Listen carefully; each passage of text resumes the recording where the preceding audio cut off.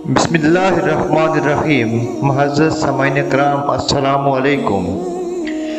آج سے ہزاروں سال قبل کی بات ہے کہ ملک بابل میں ایک بادشاہ کی حکومت تھی جس کا نام نمرود تھا۔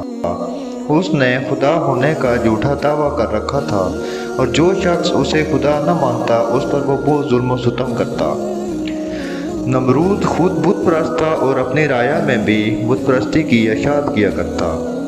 نمرود کا محل مختلف قیمتی پتھروں سے بنے بڑے بڑے بتوں سے بھرا پڑا تھا۔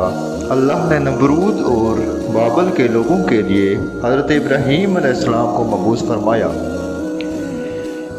آپ نے نمرود کو اللہ کی عبادت کی طرف بلایا، مگر نمرود کی جہالت، گمراہی اور بادشاہ کی لالچ نے اسے اللہ کے انکار پر کھڑا کر دیا۔ جب حضرت ابراہیم علیہ السلام نے فرمایا، میرا اللہ تو وہ ہے جو زندہ کرتا ہے اور مارتا ہے، تو نمرود نے جواب دیا، میں بھی زندہ کر سکتا ہوں اور مار بھی سکتا ہوں۔ پھر آپ علیہ السلام نے فرمایا کہ میرا خدا تو سورج کو مشرق سے نکالتا ہے، اگر تو خدا ہے تو سورج کو مغرب سے نکال کے بتا۔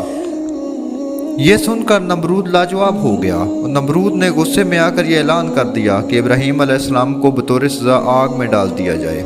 بابل کے لوگوں نے ایک خاص مقام پر لکڑیاں جمع کرنا شروع کر دی۔ جب لکڑیاں جمع ہو گئی تو نمرود کے کارندوں نے اس کے حکم سے ان لکڑیوں میں آگ لگا دی، جس کی تپش اتنی زیادہ تھی کہ کوئی اس کے قریب نہ جا پاتا۔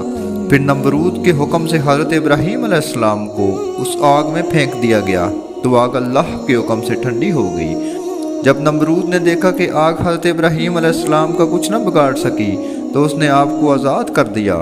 نمرود اور اہل بابل نے اس معجزے کے بعد بھی اللہ اور اس کے پیغمبر پر ایمان نہ لایا، اور اس کے برعکس نمرود نے بابل میں ایک عظیم مینار بنانے کا حکم دیا جس کی مدد سے وہ ابراہیم علیہ السلام کے خدا سے مقابلہ کر سکے، اور اس نے مزدوروں کو حکم دیا کہ وہ مینار کو اتنا بلند کر دیں کہ وہ بادلوں تک جا پہنچے تاکہ وہ ابراہیم علیہ السلام کے خدا سے جنگ کر سکے اور اس کی سلطنت کو بھی فتح کر لے۔ جب یہ مینار مکمل ہو گیا، نمرود نے اس پر چڑھ کے خدائی کا دعویٰ کر لیا اور آسمان کی طرف دیکھ کر خدا کو للکارتا اور لوگوں سے کہتا کہ آسمان کا خدا کچھ بھی نہیں بگاڑ رہا، کیونکہ وہ میرا مقابلہ نہیں کر سکتا۔ یہ دیکھ کر نمرود کے پوجنے والوں کی تعداد میں مزید اضافہ ہو گیا۔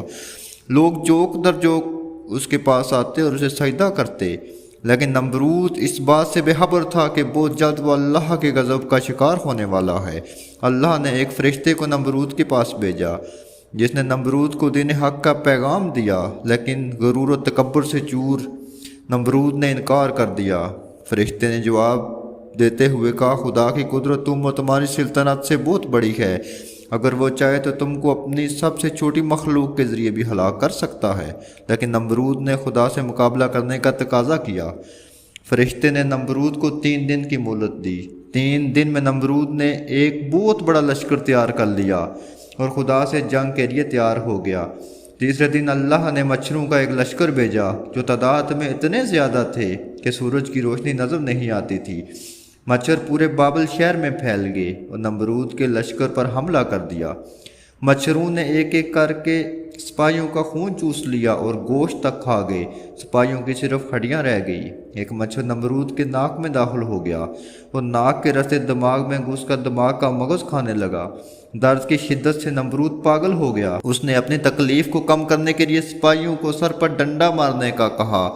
جب نمرود کے سپاہی اس کے سر پر ڈنڈا مارتے تو مچھر کا کاٹنا بند ہو جاتا، اور جب ڈنڈا پڑنا بند ہو جاتا تو مچھر پھر کاٹنا شروع کر دیتا۔